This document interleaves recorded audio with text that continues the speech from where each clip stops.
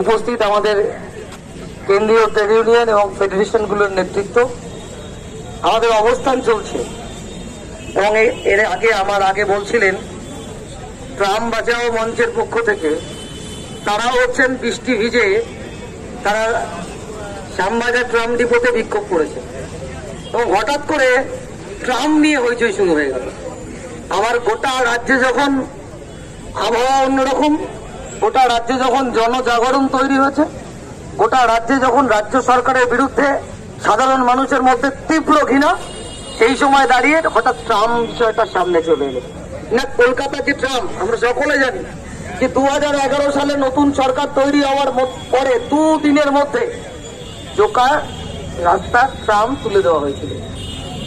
আমাদের জানা আছে যে এই কলকাতা ট্রাম, তার যে এত জমি এখন তুলে দিতে হবে কেন, ট্রামকে তুলে দিতে হবে কেন, নানান অজুহাত দেওয়া হচ্ছে। বলা হচ্ছে এটা স্লট, কলকাতায় প্রচুর যানজট, তার জন্য ট্রামটা এই সময়ের সঙ্গে মানানসই নয়।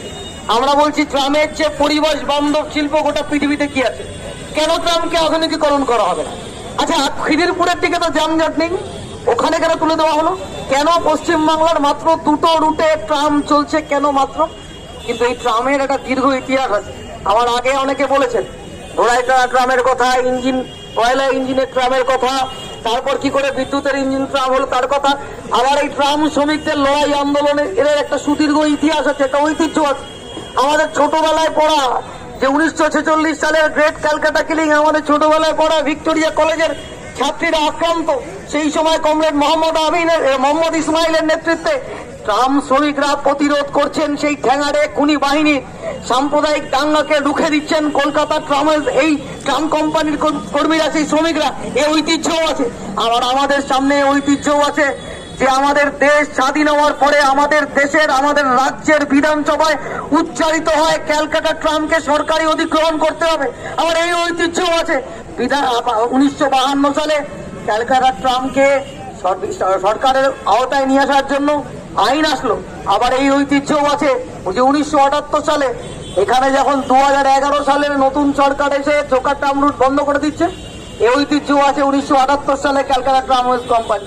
এই ঐতিহ্য আছে যে কংক্রিট, এই যে ট্রাম রাস্তাটা কংক্রিট হয়েছে, এখানে ট্রাম লাইন পেতেছে। বর্তমান সরকারের পক্ষ থেকে বলা হচ্ছে কি যে রাস্তার উপর পিচ ঢেলে দেওয়া হবে। আর আগে সেই সময় দাঁড়িয়ে আমি মনে করি যে শ্রমিক আন্দোলনের চাপে সেই সময়কার সরকাররা এটা করতে বাধ্য হয়েছিল।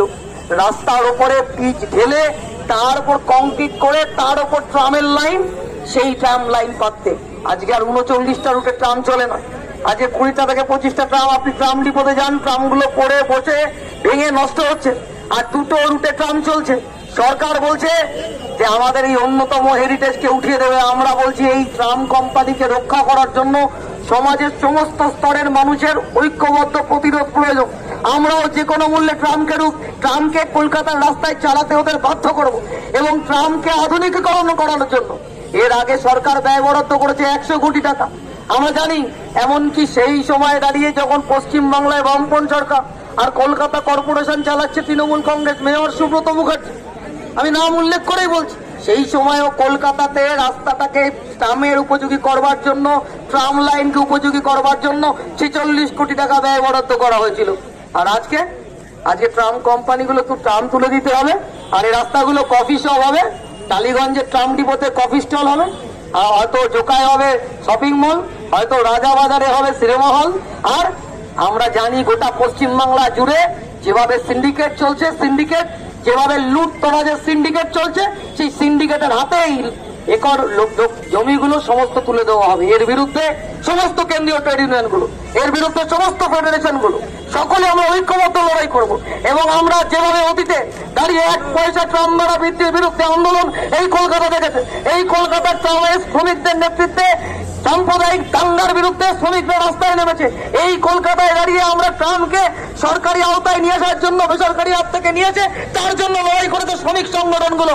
আর এই ট্রামকে রক্ষা করার জন্য আমরা বুক দিয়ে রক্ষা লড়াই করব এবং সকলে মিলে ঐক্যবদ্ধ লড়াই করব এবং সরকারকে বাধ্য করব আমাদের এই ট্রামকে, আমাদের কলকাতার ঐতিহ্যকে। কলকাতা লন্ডন হবে, কলকাতা মস্কো হবে, কলকাতা সুইজারল্যান্ড হবে। আর লন্ডনের রাস্তায় চলছে, সুইজারল্যান্ডের রাস্তায় চলবে, মস্কোর রাস্তায় ট্রাম চলবে। আর কলকাতার হেরিটেজ সমস্ত ট্রেড সিন্ডিকেটের হাতে লুটেরা বাহিনীর হাতে তুলে দেওয়া হবে। এটা কেন্দ্রীয় ট্রেড ইউনিয়ন ফেডারেশনগুলোর পক্ষ থেকে আমরা বরদাস্ত করব না, এবং আমরা মনে করি যে আমাদের কেউ কোনোদিন কোনো অধিকার দয়া করে দেয়নি। আমরা লড়ে নিয়েছি, আমরা এই ট্রামকেও লড়ে রক্ষা করব। সকলকে ধন্যবাদ। আসলে আমাদের সব নেতৃত্ব এখানে আছেন, সবাই বলবেন।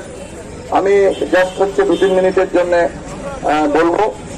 সেটা হচ্ছে বামফ্রন্ট সরকারের সময় 37টা রুটে গাড়ি চলতো এবং প্রচুর ট্রাম গোটা কলকাতা শহর জুড়ে, মানে একেবারে উত্তরে গালিব স্ট্রিট থেকে শুরু করে বেলগাছিয়া থেকে শুরু করে ওদিকে টালিগঞ্জ ট্রাম ডিপো, বেহালা ট্রাম ডিপো থেকে শুরু করে কালীঘাট ট্রাম ডিপো থেকে আমাদের এই রাজাবাজার ট্রাম ডিপো, মানে গোটা কলকাতা শহরের বিভিন্ন প্রান্ত থেকে প্রতিদিন হচ্ছে শত শত ট্রাম ডালহাউসি পাড়া, ধর্মতলা পাড়াতে হচ্ছে ট্রাম যেত, এবং ধর্মতলা চত্বরে যাত্রীদের হাজার হাজার যাত্রী এই শিয়ালদা স্টেশন থেকে এবং হাওড়া পর্যন্ত ট্রাম চলতো।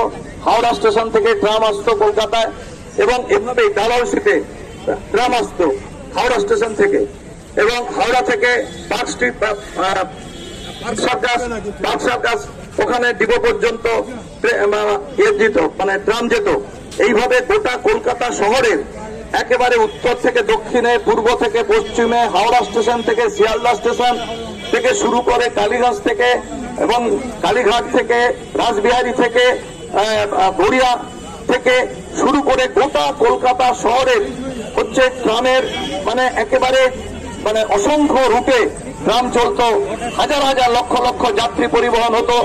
এবং এই ট্রামে ছোট ছোট সকালবেলা একবারে ভোরে ছোট ছোট ছেলে মেয়েরা স্কুলে যেত এই ট্রামে চেপে, বয়স্ক নাগরিকরা সকালে মর্নিং ওয়াক করতো এই ট্রামে করে, তারা ধর্মতলা যেত, তারা ওই এতে যেত, ময়দানে যেত। এই সকালবেলা মর্নিং এ আমাদের এই ট্রামে চেপে বয়স্করা যারা বাসে উঠতে পারেন না, স্কুল কলেজের ছেলে মেয়েরা।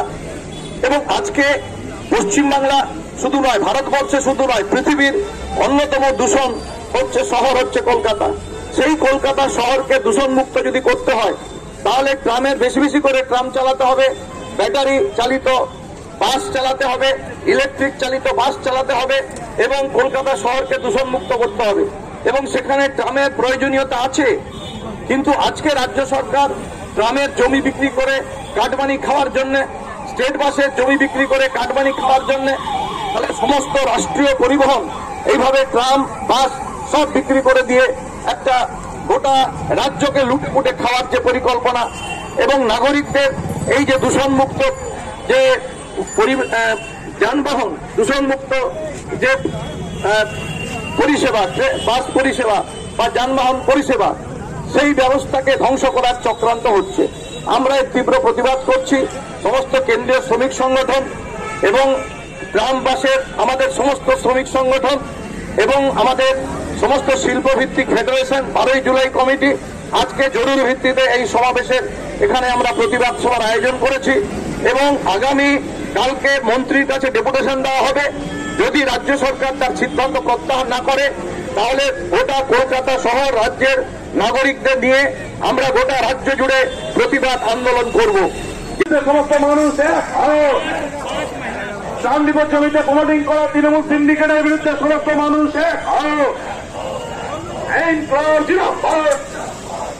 কলকাতা শহরে পরিবেশ বান্ধব ট্রাম চালানোর দাবিতে তোমার আমার সংগ্রাম। কলকাতা শহরে ট্রাম চালানোর দাবিতে তোমার আমার সংগ্রাম। কলকাতা শহরের ট্রাম ডিপো জমিগুলোকে প্রমোটিং হতে দিচ্ছি না, দেবো না। কলকাতার ট্রাম রাস্তাগুলো সংস্কারে বড় ট্রাম চলছে না কেন রাজ্য সরকার জবাব দাও। কয়েকশো স্থান পড়ে থাকা সত্ত্বেও কলকাতার রাস্তায় ট্রাম চলছে না কেন রাজ্য সরকার জবাব দাও।